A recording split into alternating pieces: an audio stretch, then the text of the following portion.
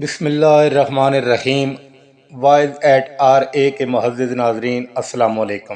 آگ کی خندقوں کا انوکھا واقعہ۔ ناظرین، یہ ہے میرا آج کا موضوع۔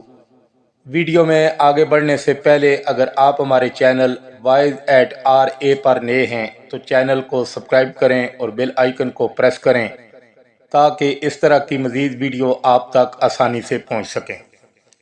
ناظرین، آج ہم آپ کو آگ کی خندقوں کا ایک عجیب واقعہ سناتے ہیں اور قرآن میں کیسے کیسے واقعات نقل ہوئے ہیں اور مفسرین نے ان کی تفسیر کس پیرائے میں کی ہے۔ ناظرین، دنیا میں آگ کی خندقوں کے واقعات مختلف ملکوں اور مختلف زمانوں میں پیش آئے ہیں۔ ابن حاتم رحمۃ اللہ علیہ نے خندق کے واقعات میں سے 3 واقعات کا ذکر بڑی تفصیل سے اور حظو حیات کے ساتھ کیا ہے۔ ناظرین، یہ 3 واقعات کون سے ممالک میں پیش آئے؟ پہلا واقعہ بحران میں رونما ہوا جو ملک یمن میں ہے، دوسرا واقعہ ملک شام میں پیش آیا اور تیسرا واقعہ ملک فارس میں رونما ہوا۔ ناظرین، صحاح 6 میں سے مشہور کتاب جامع ترمذی وغیرہ میں جو قصہ مذکور ہے اس کا خلاصہ کچھ یوں ہے۔ ناظرین، پہلے زمانے میں کوئی کافر بادشاہ تھا، اس کے ہاں ایک ساحر یعنی جادوگر رہتا تھا۔ وہ بادشاہ ملک یمن کا فرمان روا تھا، اس کا نام یوسف ذو النواس ابن شرجیل تھا۔ ناظرین، جب ساحر کی موت کا وقت قریب آیا تو اس نے بادشاہ سے درخواست کی کہ ایک ہوشیار لڑکا مجھے دیا جائے جس کو میں اپنا علم سکھا دوں تاکہ میرے بعد یہ علم مٹ نہ جائے۔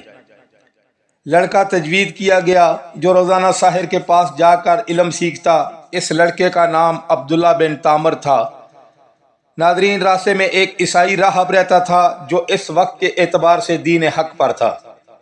لڑکا اس کے پاس آنے جانے لگا اور خفیہ طور پر راہب کے ہاتھ پر مسلمان ہو گیا۔ اللہ نے اس کو ایمان بھی ایسا پختہ عطا فرمایا تھا کہ ایمان کی خاطر لوگوں کی ایذائیں برداشت کرتا تھا۔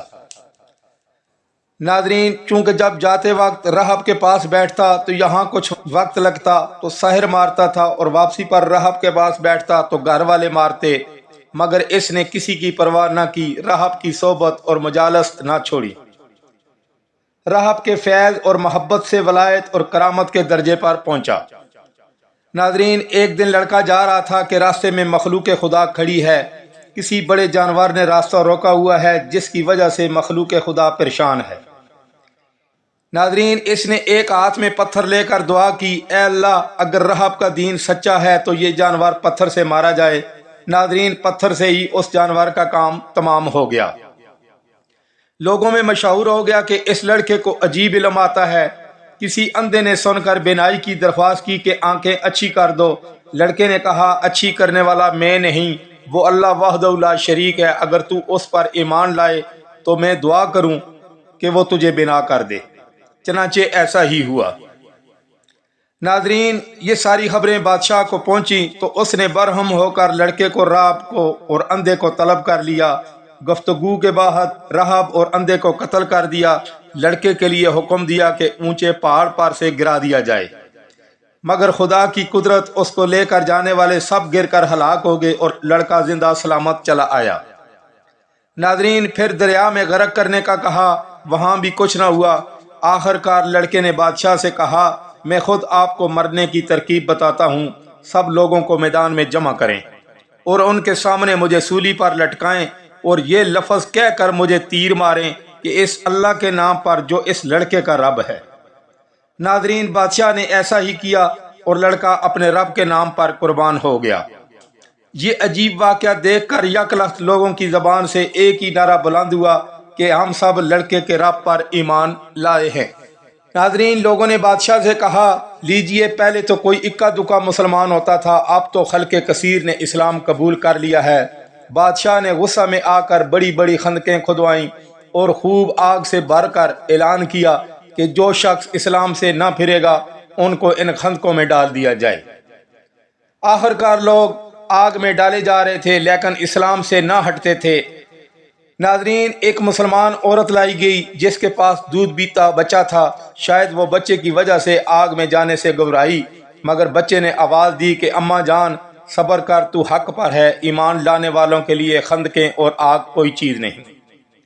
ناظرین، بادشاہ، وزیر، مشیر، خندقوں کے آس پاس بیٹھے ہوئے نہایت سنگ دلی سے مسلمانوں کے جلنے کا تماشا دیکھ رہے تھے۔ بدبختوں کو ذرا رحم نہ آیا۔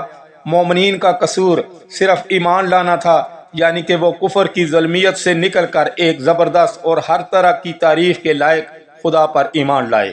ناظرین، جب ایسے خدا کے پرستاروں کو محض اس جرم کہ وہ کیوں اس اکیلے کو پوجتے ہیں آگ میں جلایا جائے، تو یہ گمان ہو سکتا ہے کہ ایسا ظلم و ستم یوں ہی خالی چلا جائے گا اور خدا تمہارے ظالموں کو سخت ترین سزا نہ دے گا۔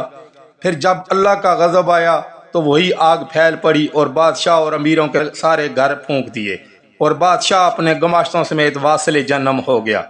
ناظرین، پھر ملیں گے ایک نئی ویڈیو کے ساتھ۔ اللہ حافظ۔